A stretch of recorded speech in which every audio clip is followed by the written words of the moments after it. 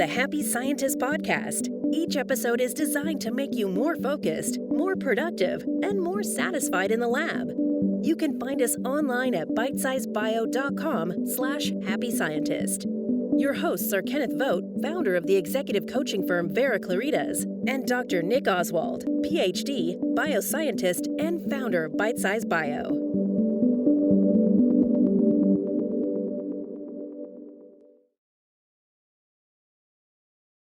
Hello and welcome to another edition of the Happy Scientist podcast.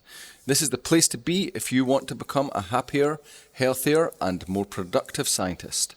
I am Nick Oswald, the founder of bitesizebio.com, and today we draw on the wisdom of Mr. Kenneth Vogt, the Bitesize Bio team coach and the founder of the executive mentoring company Vera Claritas. Today, and in all other Happy Scientist podcast episodes, you get to benefit from Ken's Yoda-like words of wisdom to help you increase your performance, enjoyment, and success in the lab.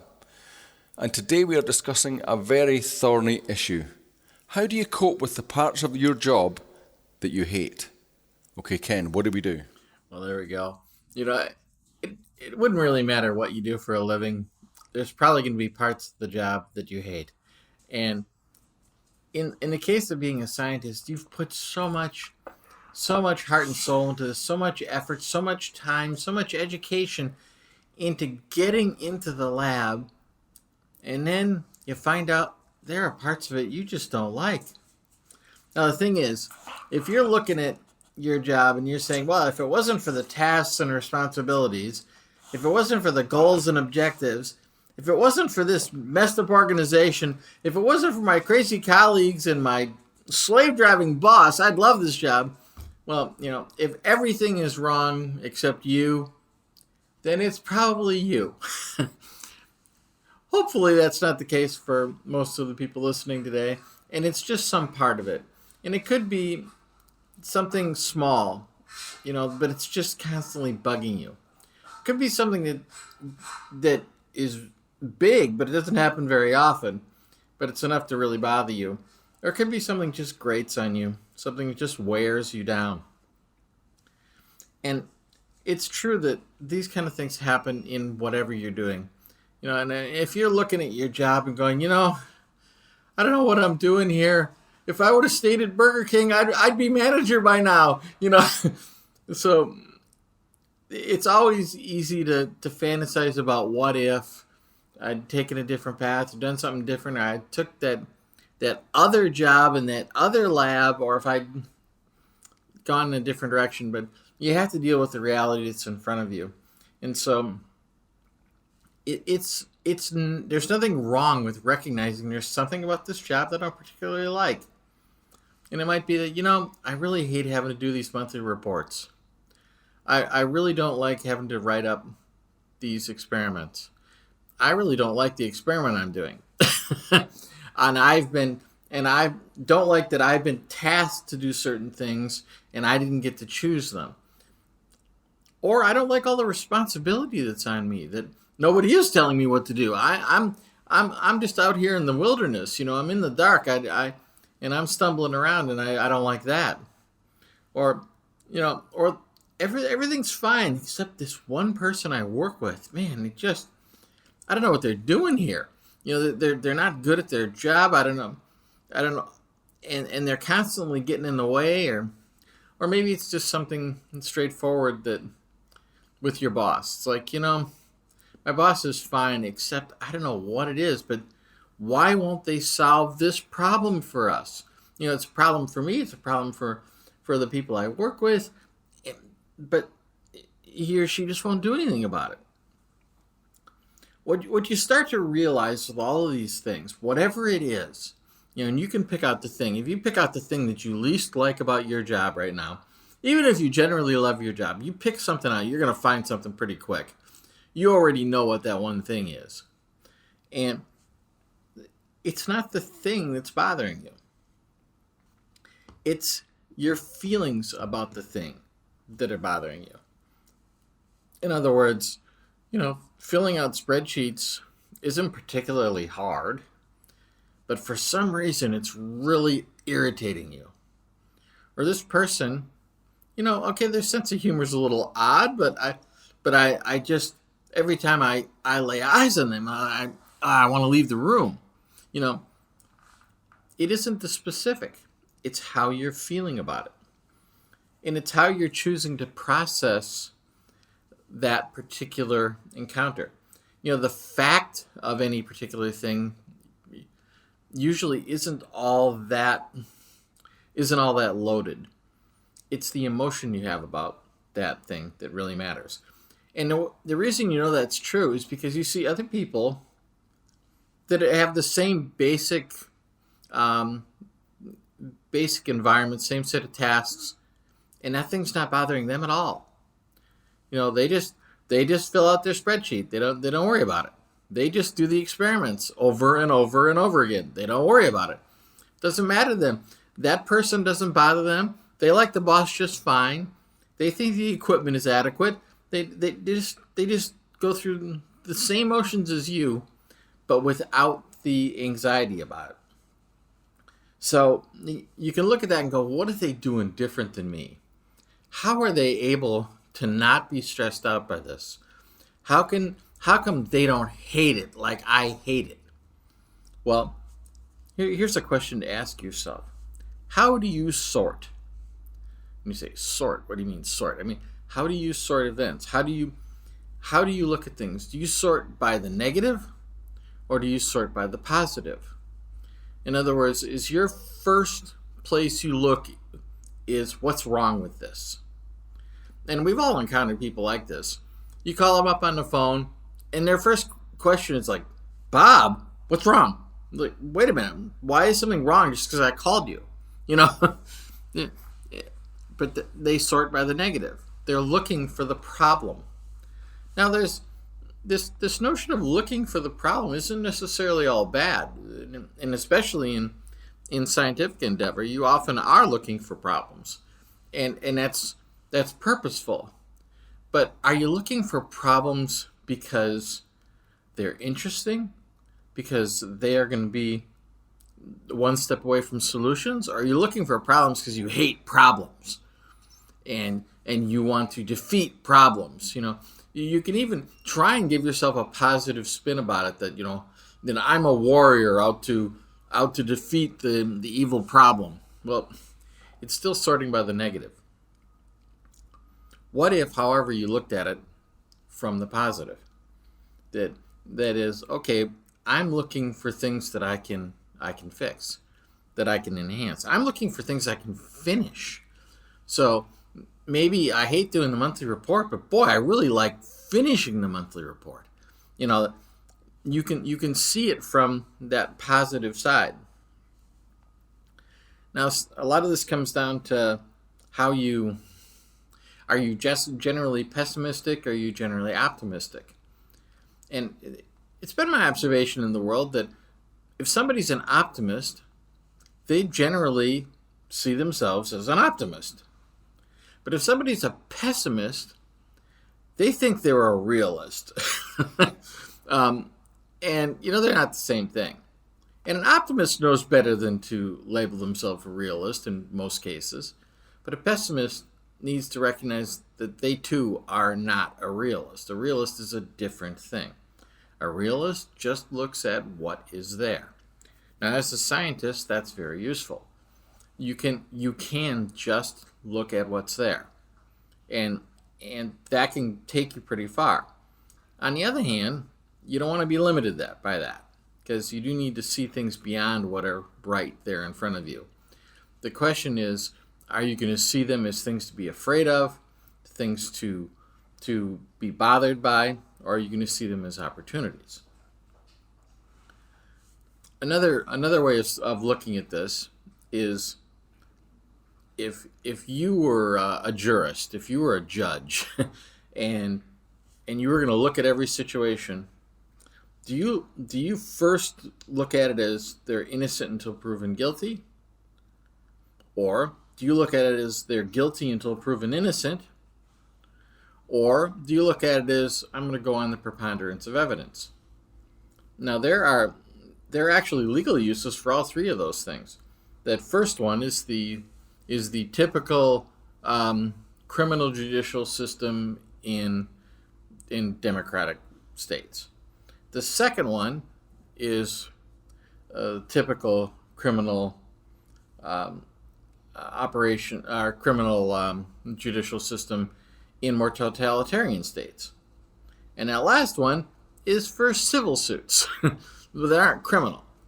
Because so the idea is that on the first one, innocent until proven guilty is because, we're not real good at knowing absolutely accurately the truth. So what we got to do is we got to create a system where if there's errors, well, they don't hurt anybody, or they're less likely to hurt somebody. So it's better to let a guilty person go free than an innocent person go to jail. That's their outlook.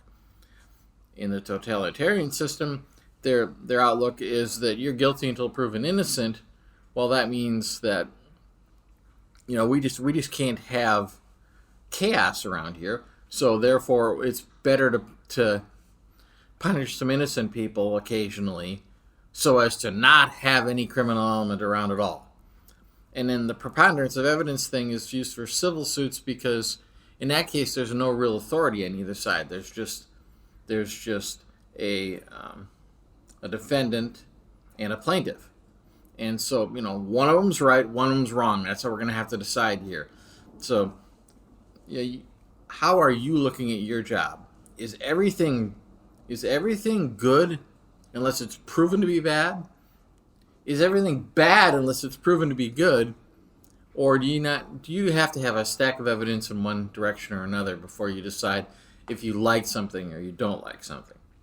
These are all functional systems in the world, and you can choose what you want to do. But the idea here is that if you hate something about your job, that's going to wear on you. It's gonna bother you. It can impact your health. It can impact your relationships outside of your work. It can impact your work, of course, directly. If you hate doing something, you're probably not going to want to do it, or you're not going to do it well. And if you're forced to continually do things you hate, at some point you're just going to break down. So you gotta decide, how am I gonna look at this? Because sometimes you can't change it. You didn't pick your colleagues in the lab. So short of quitting your job, you work with the people that are assigned to work with you. That's that. Or tasks get assigned to you, and unless you're in a position of assigning tasks, that's just how it is. And you may be at a point in your career where you're just not going to get that responsibility. So now it comes down to, how are you going to react to your feelings about it? Are you gonna let this grate on you and wear on you and really, really tear you down to the point where it starts to impact your work and certainly impacts your happiness in your career? So here's a question to ask. When you encounter something that you just hate about your job, and by the way, you're not a bad person if that happens to you. It can sneak up on us. So it happens, you realize one day, wow, I really hate working with Sally. So here's a question to ask yourself. What if you just accepted it? That is, what if you just suspend judgment for a minute? You know what? I'm not going to worry about whether Sally is good or bad or dangerous or safe, or she's here because of cronyism or nepotism or who knows what she's doing here. What if you just suspend that judgment for a moment and said, okay, I'm working with this person. How can I make that work? And you could do that moment by moment. If it keeps arising, you can keep doing that moment by moment. But you can develop a pattern then of releasing that feeling about this thing that you have decided you hate, so where you'll no longer hate it. It'll just be a recognized part of the landscape. Sally works in the lab with me. That's how it is. And then, since you've constantly released any negative feeling you have about it, you develop a pattern of no longer having that feeling and of constantly releasing it. Now, if you're looking at that and going, I don't want to have to do that. That's just too high a price to pay. And I'll challenge you on that. Is it really a high price? Does it actually cost anything? The only thing it costs you is maybe a little bit of your pride. And your pride is far less valuable than you might think. You can let it go. And it doesn't hurt you and doesn't cost anything. They're there, that's happening, and this is how it is. And once you accept it, well, now you can start to work out ways around it. You may realize, I don't actually have to work with her as much as I thought I did. We could divide up tasks so that, she does this and I do that and I don't have to deal with that. Or maybe other opportunities are arising now that I can take advantage of. I can be more proactive about so that I spend less time working with Sally. I don't want to pick on poor Sally here. It's not just about that. It might be a task. It might be, I just hate working with this piece of equipment. It's old and junky and whatever that is. But that notion of I hate this isn't reality. It's not a fact. It's a reaction.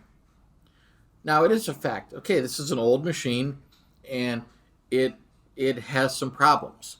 And that may be true. That's fine. But you don't have to hate it. That's just there. So you have a choice of how you will feel about it. So, this being said, if you had the notion when you were back in university that I'm going to find a job in a lab and it's going to be the perfect job, chances are you got out there and then you found out there are some harsh realities about any job, in any lab, working for any boss, in any organization, in any field. So that being said, Nick, how was it for you when you worked in a lab? Did everything work out perfect? I think you know the answer. But it just occurred to me that I actually had a very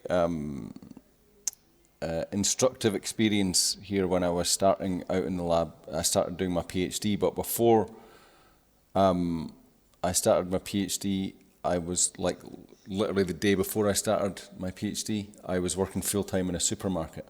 So I had stacking shelves. You could have been manager by now. Well, there is that.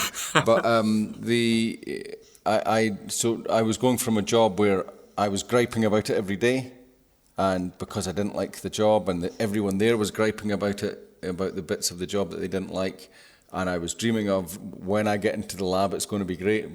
Next day I went into the lab, from the supermarket into the lab, and everyone was complaining about the bits of the job they didn't like. And then before long, when the varnish rubbed off, I was complaining about the bits of the job I didn't like. So long story short is that, that was me. That was my perception of it, and not everyone was complaining. Only the ones that were sorting by the negative, as you said there, which is quite an interesting way to look at things. If you look for it, that's what you'll see. If you look for the bits you don't like, that's what you'll see. And there's also a certain benefit to be derived from complaining, isn't there? Especially if everyone else is complaining, then it's camaraderie. You get the camaraderie, you get the kind of, well, I'm right and they're wrong thing, and so on. And I guess you've got to leave all of that behind. But it's we need to do an episode on being right. That'd be a good one. That was the best marriage advice I ever had was sometimes you have to choose between being right and being happy. Well, not sometimes, all the time. But it's the same for all of your life. But and also these things, the innocent until proven guilty. That's really interesting. I've never thought of applying that to a situation rather than a person. Is this situation innocent until proven guilty, or am I waiting for it to prove to me that it's not a problem? Is it guilty until proven innocent? That's very... Or am I judging it all on the evidence? I guess innocent until proven guilty is a much lighter way to be. Yeah, indeed. And the fact is, in science, obviously, you're dealing with evidence all the time. That's data. But we never have all the data. It just never happens. We go on when we feel like we have enough evidence to at least start making some choices, because you don't have time or the resources to gather all possible data. So and we have to operate in a world that has got imperfect data, and some data itself is not even perfect. It's like, well, I've got 10 measurements, but I can only count on 8 of them being right. I just don't know which 8. You have to deal with that world. Exactly. Well, so the upshot is that if the parts that of your job that you don't like, then is to look at how you're looking at them rather than what they are, rather than trying to wish them away, or even worse, just grate on them all the time, rather than letting them grate all the time. Choose a better way to look at them and to deal with them. Obviously, if there's something that could be dealt with, like, look, this piece of equipment is junk, we have to replace it. You can take a stand for that. But if it's like, look, this is the piece of equipment we're gonna have. Now, what's left for you is to decide how am I going to feel about it. Because if you indulge in these negative feelings, they can be very, very costly to you. And I want to point out, too, that this isn't only happening in your world. This happens across the board. I had the same kind of experience. I was literally working in a McDonald's, and then I got a programming job. It was a dream come true. I got to be a programmer for a living instead of flipping burgers. But, when I look back, the McDonald's I worked at had good management, and they were good people to work with, and they had good equipment. And then I got into this programming job where I worked with some really messed up people. So, it wasn't so obvious. Plus you have more responsibility and stuff, and, you can... In the programming job at McDonald's, it's lighter. You might get less money, so it's what are you going to focus on? Yeah, exactly. So, and so my final point here is to say that this notion of I hate part of my job, well, hate is a choice. Just like love is a choice. How you feel about it is up to you. Now, I'm not telling you to love doing those monthly reports if you don't like them, but you don't have to hate them. There is a continuum there, and you could get to a more moderate place on the continuum and realize, what, this is work. Work means sometimes doing a few things that are not my favorite things to do. But fine, that's just part of the mix.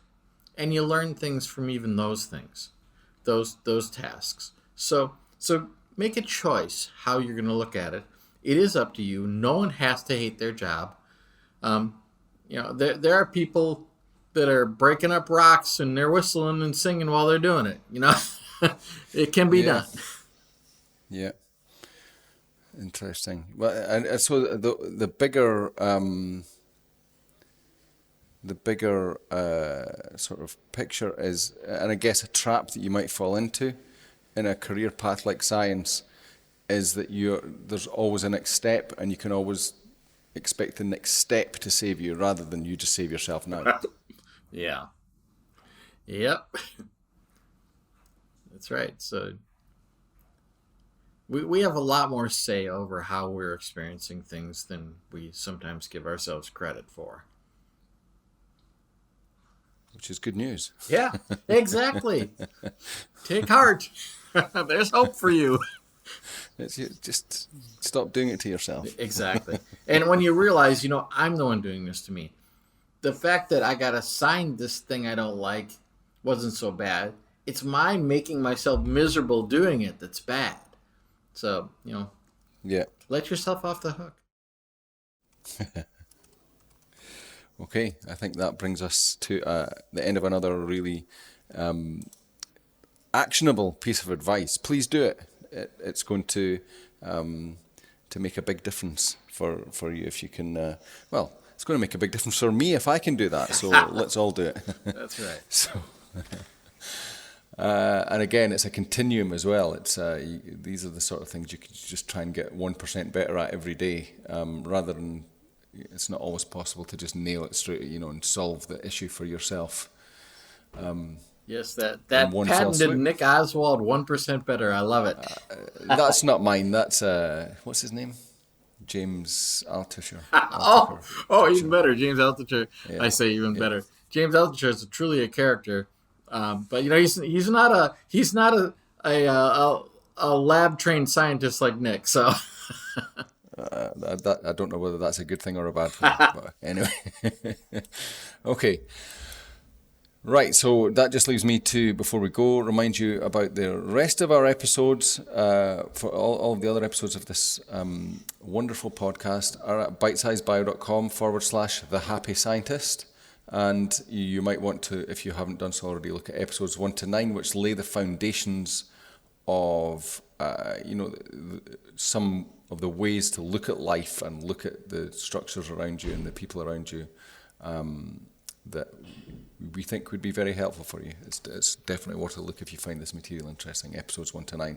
And also join us at facebook.com/The Happy Scientist Club.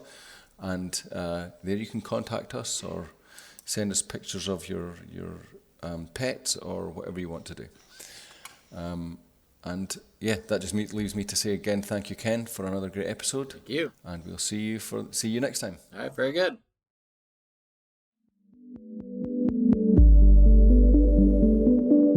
The Happy Scientist is brought to you by Bitesize Bio, your mentor in the lab. Bitesize Bio features thousands of articles and webinars contributed by hundreds of PhD scientists and scientific companies who freely offer their hard-won wisdom and solutions to the Bitesize Bio community.